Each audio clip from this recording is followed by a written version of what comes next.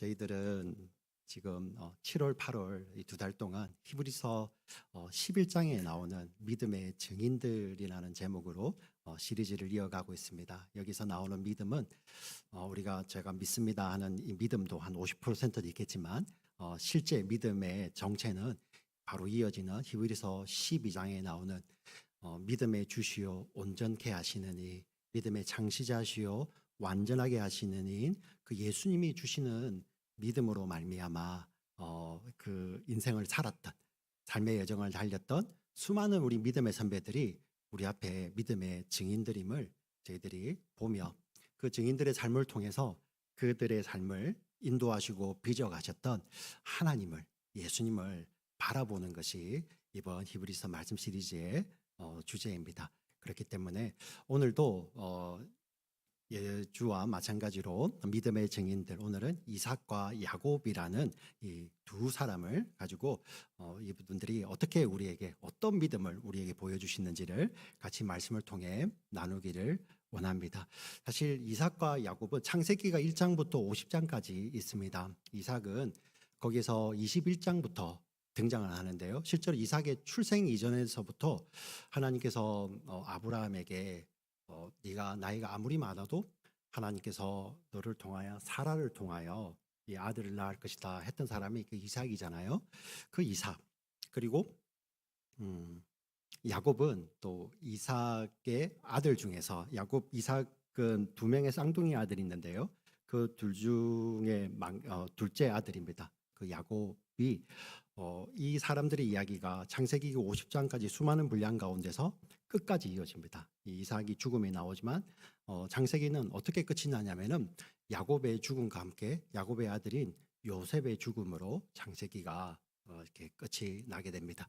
사실 창세기는 희망으로 시작을 했었거든요. 태초에 하나님이 천지를 창조하셨던 사랑으로 창조하셨던 그 사랑의 이야기가 어떻게 보면 인간편에서는 야곱과 요셉의 죽음으로 끝이 나는데 만약에 그것이 끝이었으면 우리에게 소원이 없는 거예요. 근데 그 창세기 가운데 그 물줄기가 있습니다. 누구도 막을 수 없는 인간의 연약함, 인간의 변심도 막을 수 없는 하나님의 약속이라는 그 물줄기가 흘러가는 것이 창세기고요. 그게 이제 요한계시록까지 이어지게 됩니다. 그걸 우리가 볼 수 있는 것을 믿음이라고 표현을 하는데 오늘 그 많은 분량을 차지했던 이 이삭과 야곱을 히브리서 이 저자는 단 두 줄로 그들의 삶을 요약해 버리고 있습니다. 그리고 우리는 지난 시간에 아브라함을 이야기하면서 이삭도 잠깐 나왔는데요. 그 믿음의 정점을 쳤던 이삭이 창세기를 보면 또 실수하는 모습도 나오거든요. 그래서 참 우리에게는 이 믿음의 어떤 위대한 영웅, 범접할 수 없는 영웅의 이야기가 아니라 우리와 똑같은 성정을 가졌지만 믿음의 주시오 온전케 하시는 예수님이 주신 그 믿음이 그를 어떻게 이끌어가는지, 그래서 우리가 예수님을 거기서 발견하기 때문에 그 예수님의 은혜와 사랑이 우리에게 그대로 대입이 되잖아요. 그걸 믿음이라고 합니다. 우리는 이 시간에 그 믿음의 여정들, 그 증인들을 보게 될 것입니다. 자, 이삭, 야곱, 이 두 사람의 삶을 오늘 우리가 20절, 21절 읽었는데 공통적으로 등장하는 단어가 있어요. 읽을 때 뭐가 있었습니까? 이삭과 야곱의 그 삶에서 공통적으로 등장했던 단어.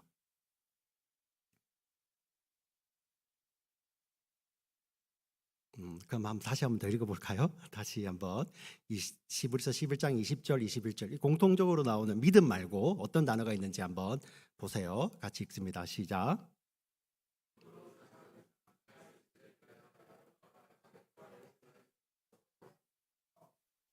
믿음으로 야곱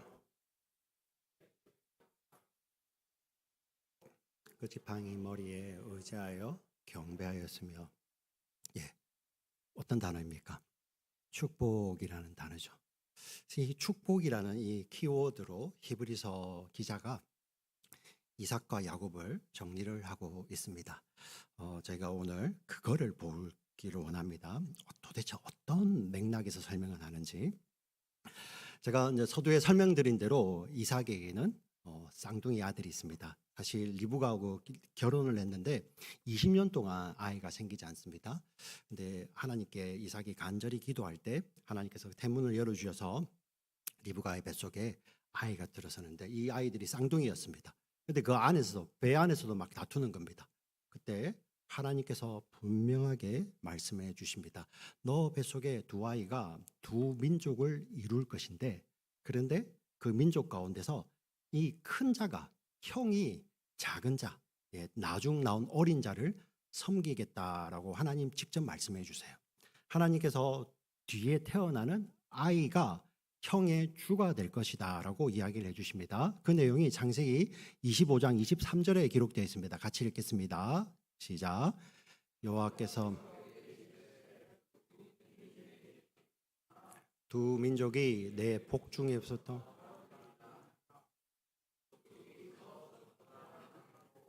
큰 자가 어린 자를 섬기리라 하셨더라. 여기 보시면 큰 자가 어린 자를 섬기기라 하셨죠. 형이 동생을 섬기겠다는 하나님의 약속이 있습니다. 자, 이거는 사실 만약에 창세기가 그냥 이 창세기로 끝나고 구약으로만 끝이 났으면 유대인이 좀 더 뛰어난 민족을 하나님이 축복하셨구나라고 생각할 수 있지만 착각이에요.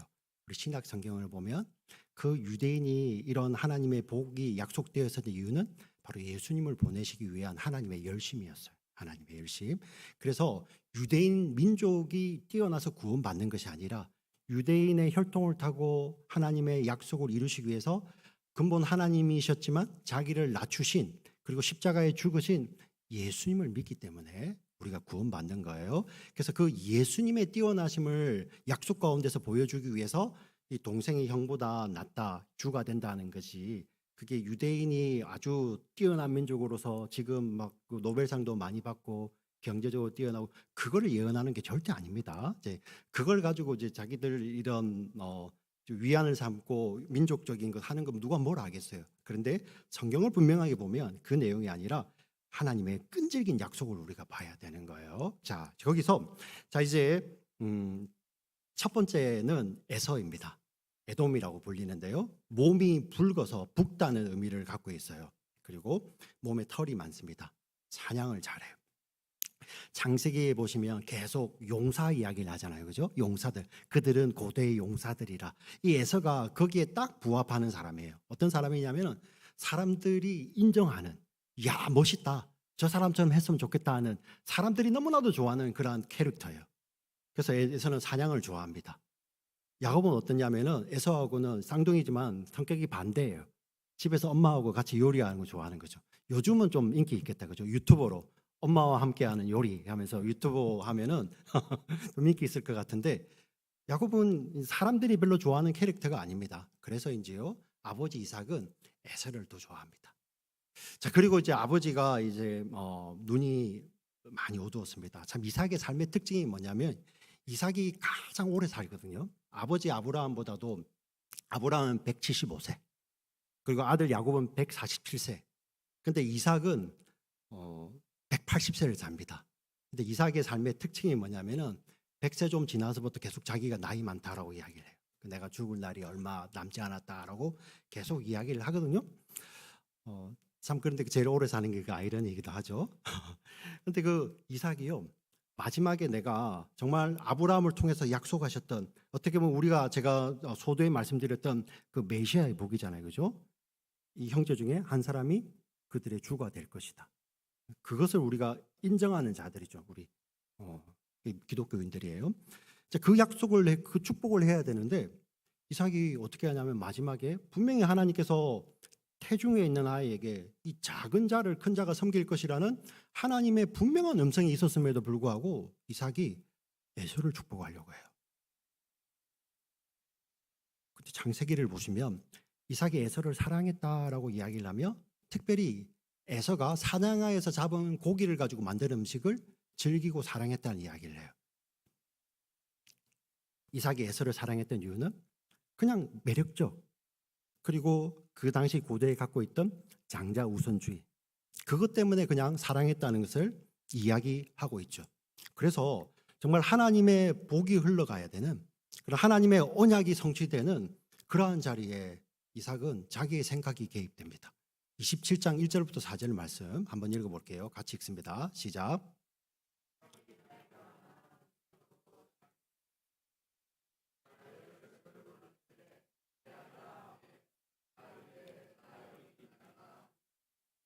이삭이 이르되 내가 이제 늙어 어느 날 죽는 줄 알지. 그런즉 내 기구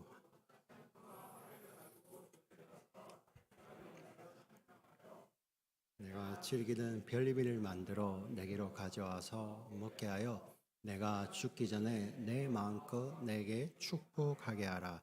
이게 축복이란 말이 나오죠. 근데 정말 뒤에 어떤 축복을 하냐면은 아까 말씀하셨던 하나님의 언약이 흘러가는 축복을 합니다.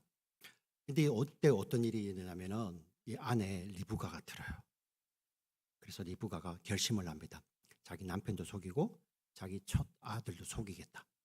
그리고 야곱도 작당 모이라. 물론 야곱은 굉장히 두려워요. 만약에 내가 눈 어두운 아버지를 속이다가 어두운 아버지를 속이다가 발각되면 나는 복이 아니라 도리어 저주를 받을까봐 두렵습니다. 그러자 그 어머니의 열정이죠. 그거는 나에게 돌리고 너는 복이나 받아라 하면서 리브가와 야곱이 작당을 하고 이삭을 속입니다. 몸에 에서와 닮은 것처럼 몸에 털을 붙이고 가서 그리고 에서의 옷을 입고 가서 음식을 가지고 갑니다. 이삭이 깜짝 놀라죠. 어떻게 이렇게 빨리 사냥해서 음식을 만들어 왔지? 그러자 야곱이 하나님께서 거기에 하나님 이름도 가지고 갑니다. 사기꾼들의 특징이죠. 하나님의 이름을 가지고 와가지고 하나님이 빨리 잡게 하셔서 내가 이렇게 빨리 왔습니다. 그러니 이삭은 더 마음이 좋았겠죠. 그래도 너무 이상한 거예요. 분명히 목소리는 야곱인 것 같아. 자, 그런데 와서 만져보는 거죠. 이삭이 만져보니까 야곱은 맨들맨들한 야곱인데요, 이삭처럼 몸에 털을 붙이고 온 겁니다. 그리고 채취를 맡아보니 이 에서의 옷을 입고 있기 때문에 채취만 봐도 이제 에서이구나. 그리고 이 이삭이 축복을 합니다. 제가 아까 말씀드렸던 메시아의 언약 안에서의 축복을 하는 거예요. 근데 여러분 여기서 잘 들으시면 만약에 어떤 이삭에게 특별한 능력이 있어서 이삭이니까 그런 축복을 할 수 있다라고 생각하시면 오해입니다. 만약에 내가 이 에서인 줄 알고 야곱을 축복했어요. 근데 알고 보니 뒤에 에서가 들어오거든요. 에서가 막 룰루랄라 와서 막 축복해 주세요 하는데 그 우리 아버지 이삭이 에서에게 네 누구냐? 저 사랑하는 아들 에서입니다. 아니 그럼 그 전에 들어왔던 사람은 누구지? 야곱이 속인 거를 에서도 알고 이삭도 아는 겁니다. 근데 만약에 이삭에게 그런 능력이 있었으면 하나님 제가 속았습니다. 제가 다시 할게요. 에서에게 할 수 있잖아요. 그죠? 근데 그때 이삭이 심히 떨고 두려워합니다. 그게 뭔지를 아세요? 이삭에게 능력이 있는 게 아니에요. 나는 내가 좋아하는 내 장자에게 주려고 했지만 하나님이 그걸 막으신다는 것을 이삭은 알게 되는 거예요. 그러면서 에서가 막 울면서 아버지를 붙듭니다. 아버지 내게도 축복하소서. 왜 이 야곱은 전에도 나를 속여서 장자의 명분을 이 붉은 죽으로 뺐더니 이제는 아버지와 나를 속여서 이 아버지의 복을 가르칩니까? 제게도 내 축복하소서 축복하소서. 에서가 울부짖으면서 이렇게 아버지에 매달려요. 근데 이삭이 안타깝게도 내게 할 축복이 없다. 하나님의 뜻이기 때문에. 그리고 그 형을 향하여서 이렇게 이야기합니다. 너는 동생을 섬길 것이고 칼을 믿고 살 것이다. 자, 분명히 히브리서에서는 이 이삭이 믿음으로 축복했다고 하는데 창세기 현장에 와서 보면 전혀 그렇지가 않잖아요. 여기서 보시면 인생의 연약함이 드러납니다. 하나님의 약속은 분명히 흘러가요. 근데 심지어 믿음의 사람 이삭마저도 눈이 희미해지니까 하나님이 주시는 하나님의 뜻대로 그 자녀를 축복하는 것이 아니라 자기의 뜻, 자기 좋아하는 거, 사람들이 좋아하는 거, 그걸 따라서 축복하려고 해요. 하나님 거기에 개입해 오시죠. 네. 여기서는 야곱이 수단과 방법을 가리지 않고 축복을 받아야 돼, 그 이야기 하는 게 아니에요. 하나님의 약속이 흘러가는 거, 인생의 이 연약함에도 불구하고 여러분 잘 이해하셔야 됩니다. 그럼 야곱이 이때 아버지의 눈을 속여서 그 복을 받았기 때문에 하나님의 약속이 성취되는 거 아니에요. 그 과정이 아니더라도 하나님의 약속은 분명히 흘러간다니까요. 근데 거기에 그 어머니와 그 아들이 그렇게 개입을 하죠. 아버지 속이고 형도 속입니다. 심지어 뒤에 보시면 야곱은요, 하나님도 속이려고 해요. 그리고 하나님도 진짜 자기가 속인 줄 알고 그렇게 살아가요. 그리고 여기서 이 리브가는요, 정말 그 아들 야곱을 사랑해서 그랬잖아요. 그리고 이 길로 이 야곱은 형 에서가 이 야곱을 죽이려고 하자 이 외삼촌 있는 데로 도망을 보내는데요. 그 뒤로 다시는 그 리브가 엄마는 사랑하는 아들 야곱을 다시는 보지 못합니다. 자기 뜻대로 했던 결과가 그 사랑하는 아들과 다시는 보지 못하는 것이죠. 그리고 야곱은 그 뒤에 어떤 일이 벌어지냐면 도망자의 삶을 살게 됩니다. 네. 우리 여기서 한 포인트는 뭐냐면은 인간이 아무리 계획하고 인간이 아무리 노력하고 애를 써도 성경이 말하는 것은 결국 하나님의 뜻은 이루어진다는 거예요. 네. 인간의 연약함에도 불구하고. 근데 그거를 볼 수 있는 힘이 무엇이냐고 성경이 이야기하는 뭘까요? 히브리서에서 계속 반복되죠. 믿음이라는 거예요. 믿음. 네. 하나님 우리에게 이 믿음을 주시기를 원하는 거죠.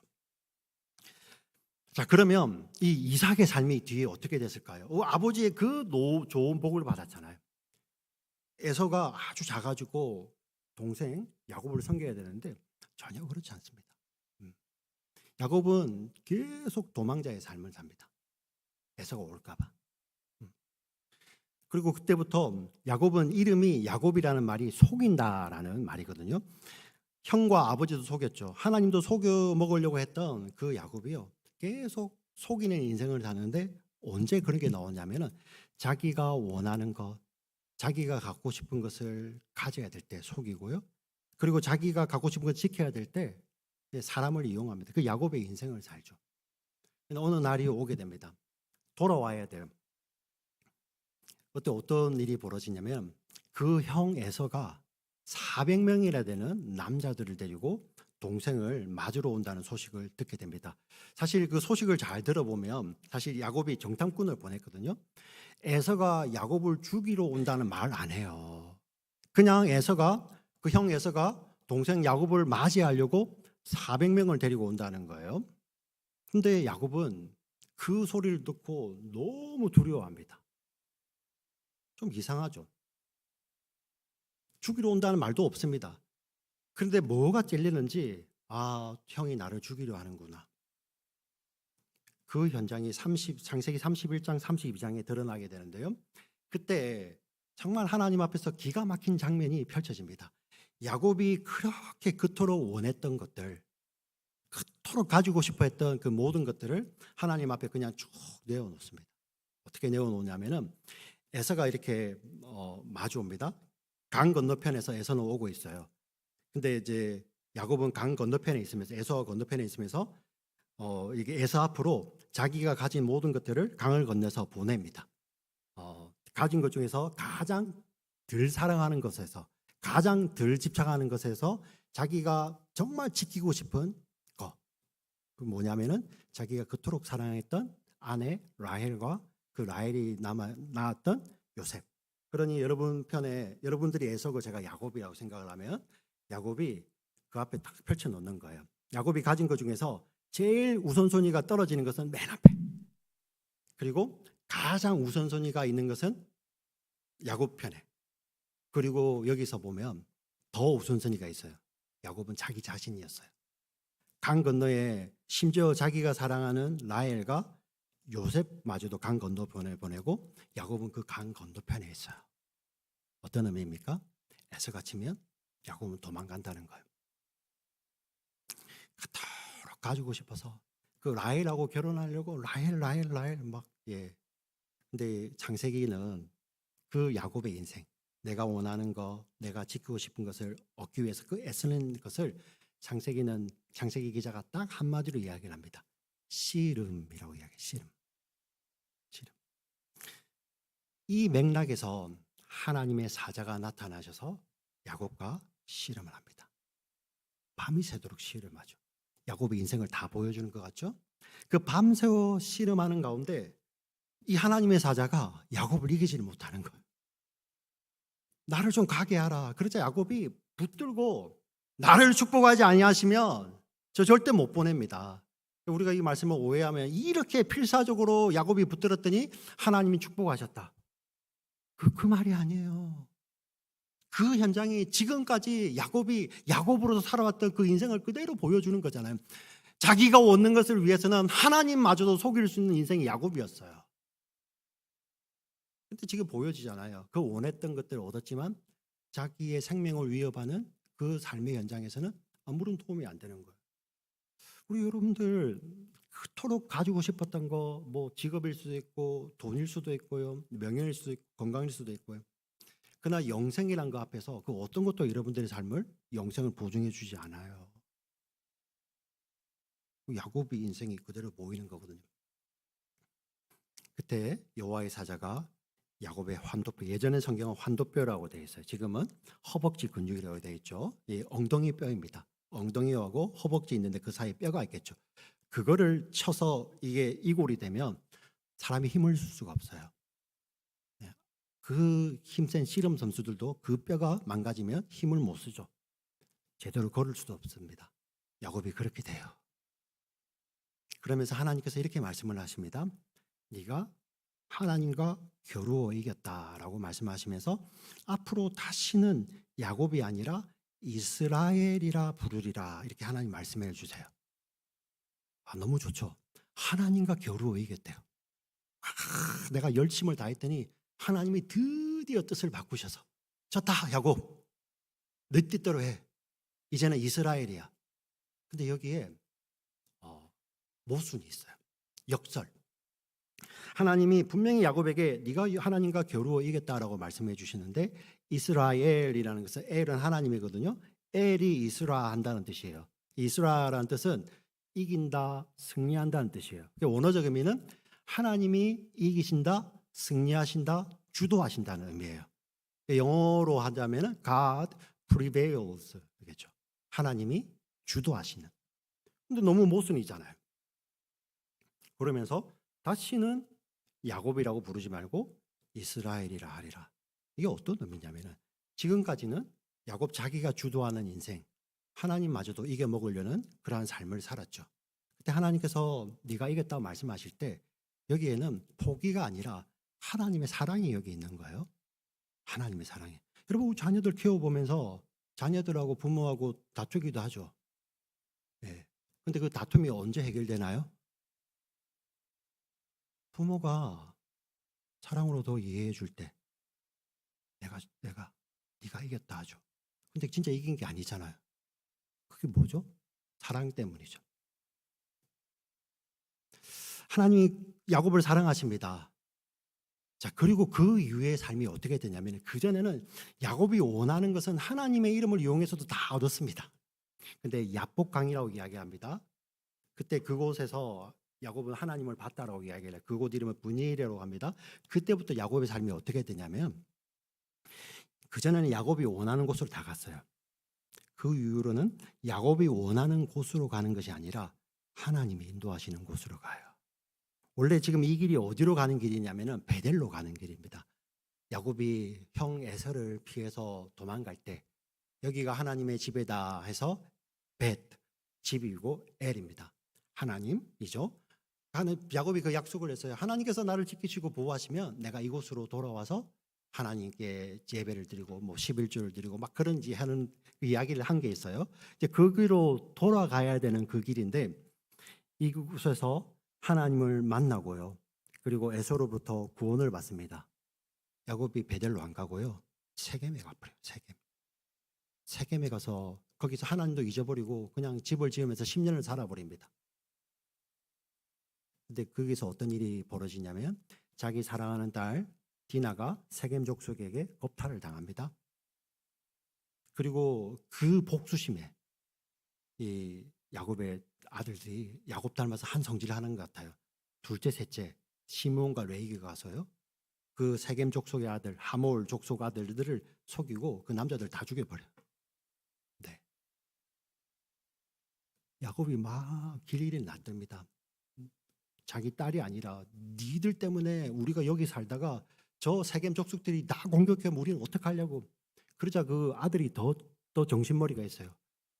아버지, 그럼 우리 동생은 그냥 저대로 둬야 됩니까? 막 야곱이 한 방 맞는 거죠. 그리고 어디로 가냐면은 베델로 가요. 그리고 그곳의 이름을 엘 베델이라고 합니다. 아, 나는 그 하나님의 집에서 약속하고 다 잊어먹고 살았는데 하나님은 그 약속을 잊지 않고 나를 여기로 이끌어 오시네. 그래서 그 베델의 하나님이란 뜻으로 엘 베델이에요. 여러분 인생 가운데서 그런 하나님 앞에 많은 서원들도 하잖아요. 다 잊어먹죠. 네, 하나님 이것만 해주시면. 특별히 우리 자녀들, 예, 예, 임신 과정에서부터 놓을 때까지, 왜 우리 인생에 가장 큰 변화가 있는 시기니까 하나님 앞에 기도도 더 많아지고 쌓이기도 하고 막 이렇게 소원도 많아지죠. 결혼을 할 때라든지 아니면 유학을 나올 때라든지 아니면 첫 직장을 잡을 때라든지. 여러분 안 그러세요? 네. 근데 우리는 다 잊어먹지만 엘베델의 하나님을 기억하시죠. 그 자리로 돌아오게 하세요. 잘 보시면 자기가 원하는 곳으로 가던 인생이 이제 야곱이 환도뼈가 어긋나고 나서부터는 상징적인 거죠. 하나님이 원하시는 그 자리로 인도함을 받는 거예요. 네. 오늘 우리 기도하신 지사님의 내가 원하는 거 그거 아니라 내 뜻이 아니라 하나님의 뜻이 이루어지는 자리. 그게 뭐라고요? 이스라엘이죠. 왜냐하면 이 사건 이후로 여전히 야곱은 야곱으로 살기를 원해요. 다시는 하나님의 사자가 나타나서 너 이름이 야곱이지만 다시는 야곱이라고 부르지 말고 이스라엘이라 하리라고 말씀하셨는데 이게 32장이에요. 창세기 32장. 그리고 뒤에 49장, 50장 끝날 때까지 이스라엘과 야곱의 이름이 혼용되어 나오는데요. 이스라엘보다 야곱이라는 이름이 2배가 많아요. 얼마나 우리 야곱이 끈질기게 야곱으로 살려고 하는지 아시겠죠? 예. 자, 그럼에도 불구하고 하나님은 그를 이스라엘 자리로 이끌어 가세요. 그리고 이때부터 어떤 자리뿐만 아니라 이때부터 사실 세월 가면 뭐 세상 떠나는 거잖아요. 근데 희한하게 야곱에게서 떠나는 것들을 성경은 이렇게 이야기합니다. 야곱이 가장 그토록 사랑했던 것들을 잃어버려요. 이 사건 이후에 그렇게 야곱답게 살았던 것이 자기 아내 라헬 얻는 거거든요. 라헬이 죽습니다. 그것도 아들 낳다가 죽어요. 그렇게 아들 타령하고 했는데 라헬이 죽어요. 그리고 그 노년에 얻었던 요셉, 사랑하는 라헬이 얻었던 그 라헬 사이에 낳았던 그 요셉이 야곱에게는 죽죠. 왜? 형들이 거짓말로 팔아버리니까. 자기가 사랑했던 건 다 잃어버립니다. 근데 창세기는 그게 야곱이 놓을 때 요셉의 동생 베냐민, 그 베냐민을, 그 사랑했던 베냐민을 내가 놓을 때 하나님 앞에 놓는 순간이 옵니다. 그때 하나님은 요셉을 돌려주시죠. 뭡니까? 그토록 가지기를 원했던 그 인생. 근데 그 인생이 내가 가지기 원했던 것이 아니라 하나님이 주시는 것으로 채워지는 인생으로 새롭게 나죠. 그걸 이스라엘이라고 하는 거예요. 자, 그거를 가장 또 극적으로 보여주는 것이 오늘 히브리서 11장 21절 말씀입니다. 야곱이 죽을 때 그가 요셉의 2 아들들을 축복을 하는데 믿음으로 축복을 하고 지팡이 머리에 기대어 경배하였다라는 말씀이 있습니다. 우리 21절 말씀 한번 다시 읽어볼까요? 같이 읽습니다. 시작.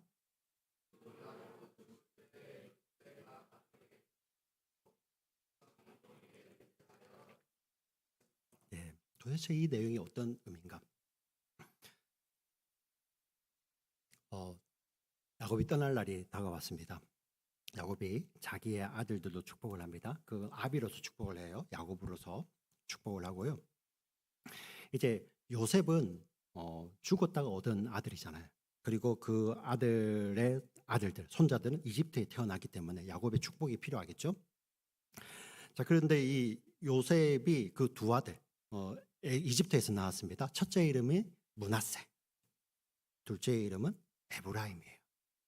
이 둘을 야곱에게 데려가서 축복을 받기를 원합니다. 뭐 고대에는 장자를 통해서 뭐 성경에도 나와 있잖아요. 장자에게는 두 몫을 주거든요. 그랬어요. 장자를 통하여서 심지어 이 요셉마저도 이 므낫세에게 이 장자의 축복, 특별히 구약에서 보면 이 오른손에 축복이 있다라고 생각을 했어요.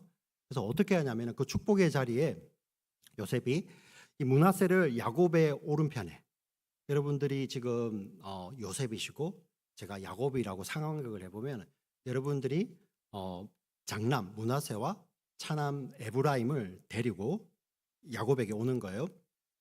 자, 제 오른손에 므낫세의 머리를 놓으려면 여러분 편에서는 이 므낫세를 어느 손으로 이끌고 와야 돼요? 손 한번 들어보세요. 어느 손? 이야, 예, 예. 이렇게 비겁하게 이렇게 드시면 네. 자, 그러면 왼편 에브라임으로 오려면 여러분 오른손으로 이렇게 등 밀면서 와야 돼. 자, 할아버지 앞에 가자 하면서 자, 요셉의 오른손에는 오른손에는 에브라임, 왼편에는 므낫세가 이렇게 있어야 돼요. 장남이 왜 할아버지 오른손에 가야 되니까 이렇게 밀고 가는 거예요. 똑같이. 자, 그래서 아버지가 축복해 주세요 하는데 여기 나오는 축복은 그 축복은 아니에요. 하나님께서 약속하셨던 그는 구원의 계보의 축복이 아니라 정말 할아버지로서 줄 수 있는 그러한 최대한의 축복을 하는데 이때 이 야곱이 손을 어긋나게 이렇게 축복을 하는 거예요. 그래서 이 오른손은 차자의 머리에 놓고 왼손은 장자의 머리에 놓고 축복을 합니다. 정말 기가 막힌 축복을 하는데 요셉이 안 기뻐해요. 아버지, 저가 장자입니다. 그래서 장자를 오른쪽으로 옮기려고 합니다. 근데 야곱이요, 알아요. 그거를. 안다. 나도 안다. 그 말은 무엇입니까? 사람의 뜻 요셉, 심지어 나도 이가 장자인 줄 안다. 그런데 이렇게 하는 것이 하나님의 뜻이다라고 이야기를 합니다. 그때 이 야곱의 이름을 이스라엘이라고 불러요.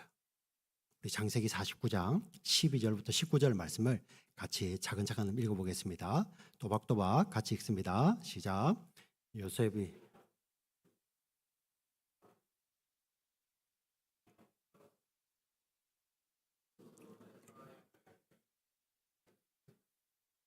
왼손으로는 므낫세를 이스라엘의 오른손을 향하게 하여 이끌어 그에게 가까이 나아가매 이스라엘이 오른손을 펴서 차남 에브라임의 머리에 얹고 왼손을 펴서 므낫세의 머리에 얹으니 므낫세는 장자라도 팔을 엇바꾸어 얹었더라. 그가 요셉을 위하여 축복하여 이르되 내 조부 아브라함과 아버지 이삭이 섬기던 하나님, 나의 출생으로부터 지금까지 나를 기르신 하나님, 나를 모든 환난에서 건지신 여호와의 사자께서 이 아이들에게 복을 주시오며 이들로 내 이름과 내 조상 아브라함과 이삭의 이름으로 칭하게 하시오며 이들이 세상에서 번식되게 하시기를 원하나이다.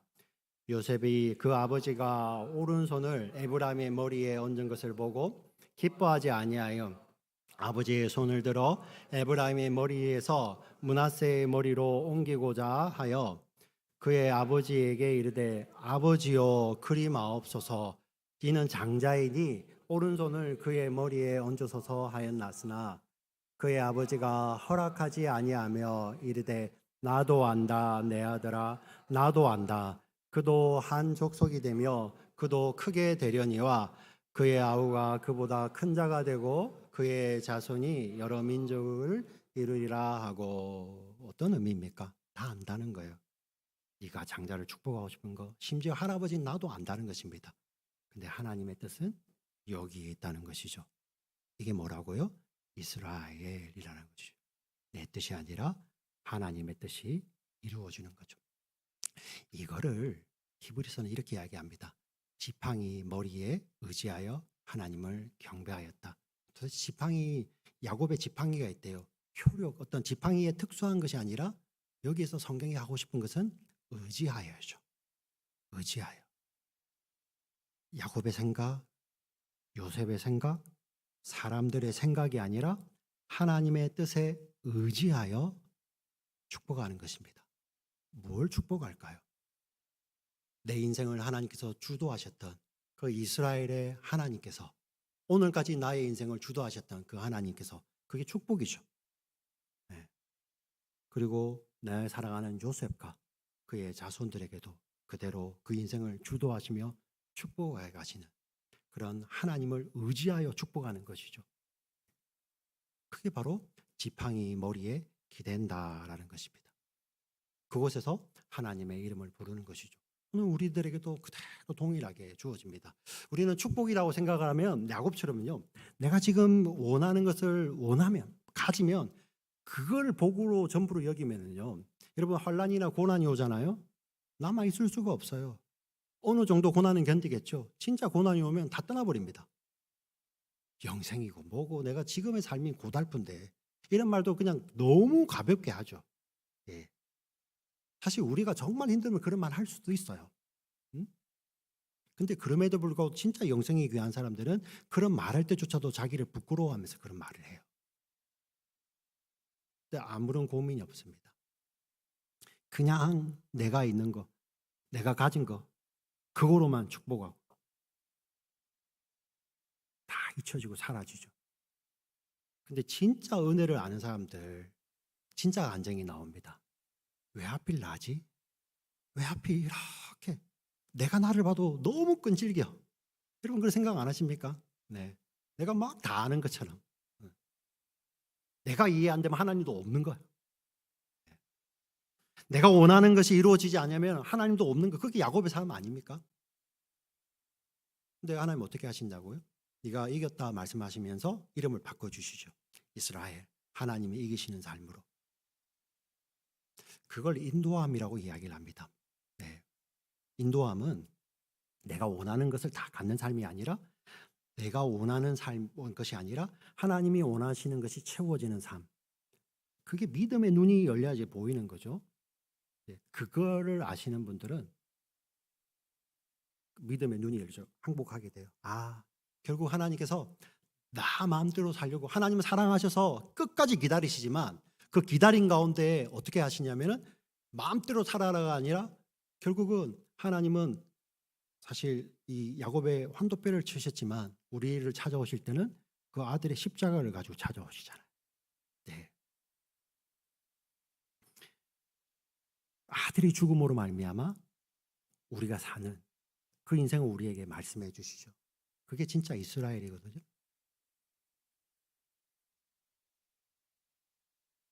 그걸 깨달아 아는 사람들이 이게 복이구나. 그리고 이 복을 누리며 살다가 감사하며 살다가 우리 다음 세대들에게도 하나님 이 복으로 하나님 이 아이들이 자기들이 원하는 그것이 이루어지는 것이 진정한 복이 아니라 하나님의 인도하심을 따라 순종함으로 사는 것이 복인 것을 깨달아 아는 그런 참된 이스라엘의 삶을 살게 해주세요라는 그런 축복을 남기는 것이죠. 우리가 바로 그러한 삶이라는 것입니다. 오늘 이 자리에 계신 분들에게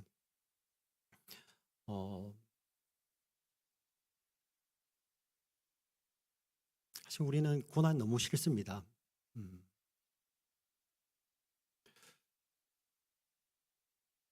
누가 뭐 고난을 원해서 받나요? 정말 예기치 못하는 순간에 하나님 고난도 허락하시죠. 근데 세상은 그거를 하나님이 너에게 관심이 없는 증표야. 하나님이 사랑하지 않으신 거야 라고 해석을 할 겁니다.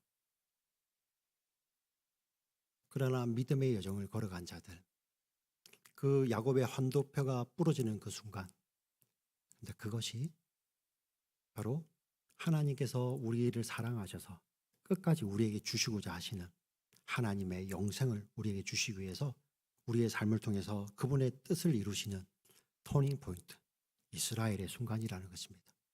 오늘 우리와 함께 예배를 드리길 원해도 유튜브로밖에 예배를 못 드리는 형제 자매들이 있어요. 참 오시기 힘드시겠지만 특히 더운 여름에 비도 올 때 있잖아요. 잘 생각해 보세요. 오고 싶어도 못 오며 유튜브로 들으시는 분들은 여기 오는 게 소원이겠죠.